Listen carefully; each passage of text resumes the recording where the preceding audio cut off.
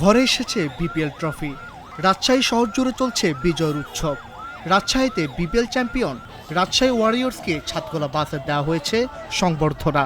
এ যেন এক অন্যরকম আনন্দের মুহূর্ত। সোমবার সকাল 10:30 থেকে 3:30 পর্যন্ত ছাদখোলা বাসে চড়ে শহর প্রদক্ষিণ করেন শান্ত মুশফিকরা। এই সময় ক্রিকেট প্রেমী রাজশাহীর মানুষ তাদের বরণ করে নেন।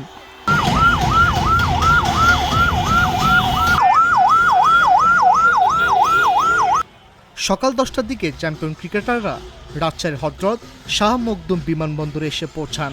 আগে থেকে অপেক্ষায় ছিল ছাদখোলা বাস। ক্রিকেটাররা বিপিএল ট্রফি নিয়ে সে বাসে ওঠেন। এরপর পুলিশের নিরাপত্তায় বাসটি শহরের দিকে এগিয়ে যায়। বাসের সামনে ছিল রাজশাহী ওয়ারিয়র্সের মালিক নাবিল গ্রুপের কর্মকর্তারা। এছাড়া বিপুল সংখ্যক ক্রিকেট প্রেমী মোটরসাইকেল নিয়ে বাসটি ঘিরে রাখেন।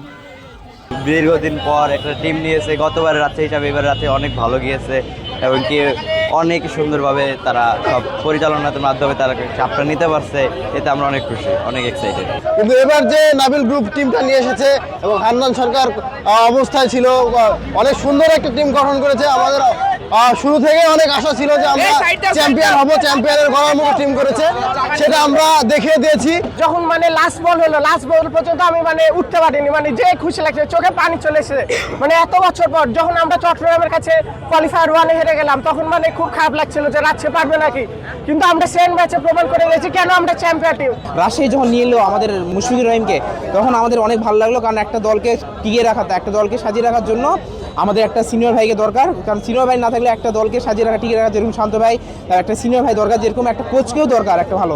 তানজিমের খেলা ভালো লাগছে, তানজিম টাইমে খেলা ভালো লাগছে। তারপরে বিনুরা ফার্নান্দো, যেটা ম্যাচের টার্নিং পয়েন্ট হিসাবে কাজে লেগেছে আমাদের। তারপরে শান্ত আছে, যে ক্যাপ্টেন হিসাবে অনেক ভালো পারফর্ম করেছে।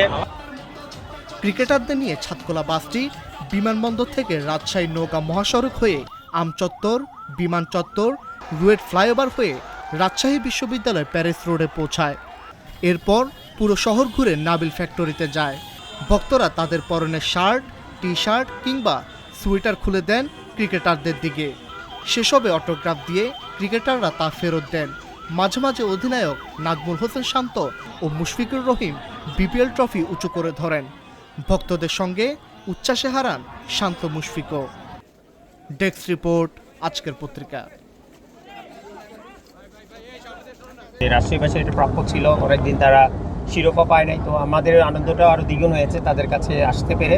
আর খুবই ভালো লাগতো তাদের মাঝে যদি থাকতে পারতাম, বাট এটা আসলে একটু ইম্পসিবল। বাট তাদের ভালোবাসা দেখে এবং তাদের ভালোবাসা আনন্দ শেয়ার করতে পেরে খুবই ভালো লেগেছে। আমি মনে করি শুধু রাজশাহীতে না, রাজশাহী বগুড়া দুই মাঠেই বিপিএল হওয়া উচিত এবং বিপিএল হওয়ার জন্য যা যা কিছু কাজ করা দরকার, ইনশাল্লাহ আমি আশা করছি এখন 1 বছর আছে, বিসিবি সেই দিকটা দেখবে এবং নেক্সট টাইম রাজশাহী বগুড়াতে যদি খেলা হয়ে থাকে তাহলে আরও দর্শক বেশি হবে। এটা অন্যরকম ভালো লাগা। আমার মনে হয় যে রাজশাহীতে সবসময় ফ্যান বলেন বা ক্রিকেটার বলেন, সবাই ক্রিকেটটাকে নিয়ে অনেক আনন্দ উল্লাস করেই থাকে এবং এটা একটা ইমোশনের জায়গা। আমার মনে হয় যে একটু আগেই কেউ একজন বলছিলেন যে এখান থেকে অনেক বড় বড় প্লেয়ার অতীতে এসছেন, এখনও খেলছেন। সো এটা আমাদের জন্য অনেক প্রাউডের একটা ব্যাপার। অ্যাজ এ প্লেয়ার হিসেবে এটা আমাদের একটা ইমোশনের জায়গা যে আমরা রাজশাহীতে এবার কাপটা নিয়ে আসতে পেরেছি।